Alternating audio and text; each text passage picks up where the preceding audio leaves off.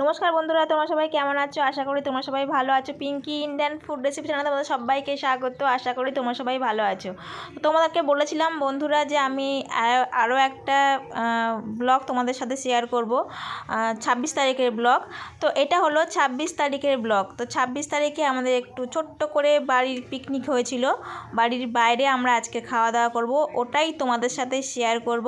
তো দেখতেই পাচ্ছ রান্না বসে গেছে, বাইরে কিছু রান্না হচ্ছে আর ঘরের ভেতরে কিছু রান্না হচ্ছে। ঘরের ভেতরে মানে বারান্দাতে ননদ ফ্রায়েড রাইসের সবজিগুলো ভাজছে, আর এদিকে তোমাদের জামাই আর মেয়ে মানে ভাগ্নি, সেই মেয়েই হলো, তো বসে ও ফিশ ফ্রাইগুলো বাঁধছিল, মানে ফিশ চপগুলো বাঁধছিল। আর এদিকে লাস্টে আমি ডিমগুলোকে ভেজে নিলাম।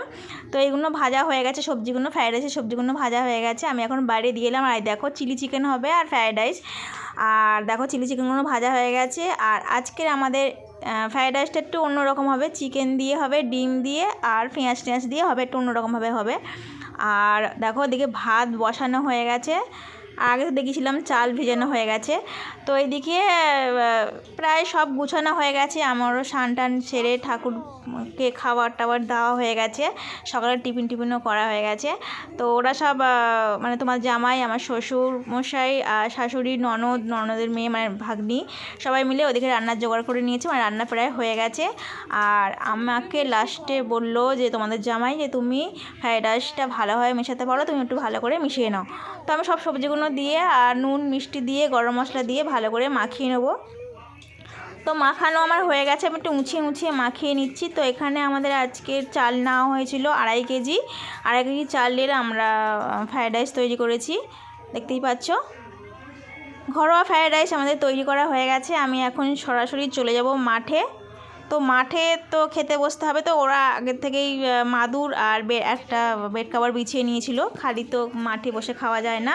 দেখো আমি বাড়ির পাশ দিয়ে আসছি, আমাদের এখানে কিন্তু বর্ষাকালে ভীষণ জল জমে। আর এইদিকে দেখো আমাদের ইট কিনে রাখা আছে আর কি, আমাদের সামনে বছর বাড়ি করার খুব ইচ্ছা আছে। তো যাই হোক, তো দেখো আমাদের এইখানটায় কিন্তু একেবারেই জল জমে থাকতো। আমরা এবছরে মানে এই যে বর্ষা যাওয়ার পরে একটু শুকনো হওয়ার পরে আমরা রাস্তা মানে জমির থেকে মাটি তুলে নিয়ে রাস্তা বের করে নিয়েছি। তো যাই হোক, তোমাদের জামাই আর কি আমার হাত দিয়ে ফ্রায়েড রাইসের গামলাটা নিয়ে নিল। প্রচণ্ড ভারী লাগছিল, নিয়ে যেতে পারছিলাম না। দেখো শাশুড়ি বসে আছে, দেখো শ্বশুর বসে আছে, শ্বশুরমশাই, এদিকে দেখো জামাই, ভাগ্নি জামাই, আর ওদিকে মাঝখানে আমার ছোটো ছেলে, ওদিকে আমার ননদ, আর ওদিকে আমার দেওরের ছেলে ওই যে বসবে আর কি, ওরই আজকের বার্থডে, ঠিক আছে। তো ওই বার্থডের উপলক্ষ করে আমরা সবাই বাড়িতে আছি। আগের দিনও তোমাদেরকে বলেছি ভাগ্নি জামাইরা আসবে, আর ওরও বার্থডে বলে আমরা দুদিন ছুটি নিয়ে আমরা আজকে সবাই একসাথে হয়েছি। তো দেখতেই পাচ্ছ আমাদের খাওয়া দাওয়াতে কী আছে তোমাদেরকে দেখিয়ে দিচ্ছি। দেখো চিলি চিকেন, চাটনি, এটা সাদা ভাত। আমার শ্বশুরমশাই বলেছে আমরা ফ্রায়েড রাইস খাবো না, সাদা ভাত খাবো, তো ওনার জন্য সাদা ভাত করা হচ্ছে। এদিকে আমি গাছের ধনেপাতা তুলে নিয়ে একটু চাটনি বানিয়ে নিয়েছি। আর এইদিকে দেখো কেক নিয়ে এসছে, ভাগ্নি জামাইরাই নিয়ে এসছে কেকটা, তো কেকটা কাটা হবে।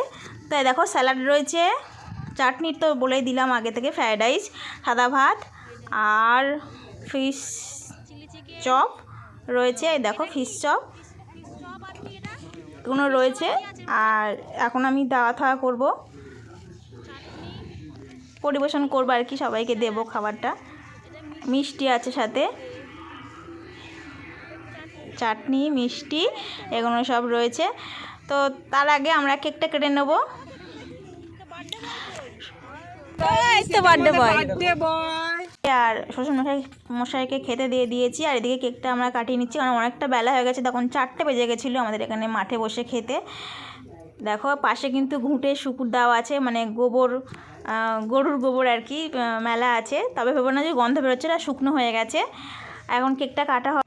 তো বন্ধুরা কেকটা কাটার আগে আমি একটু ভালো করে ক্যামেরাটা উঁচু করে তোমাদেরকে দেখিয়ে দিলাম আমরা কতটা জায়গা নিয়ে বসেছি।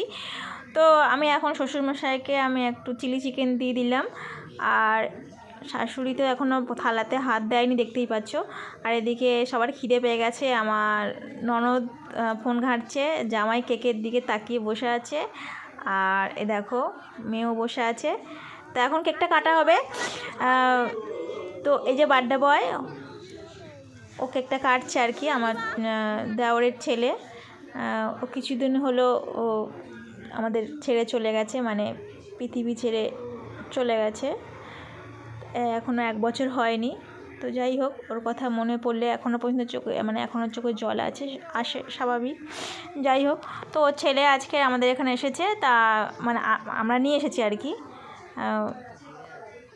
কী বলবো। যাই হোক, তো ওকে কেকটা খাইয়ে দেওয়া হচ্ছে। আর দেখো আমার ছোটো ছেলে ক্যামেরা করছে, ননদকে কেকটা কেটে খাইয়ে দিল।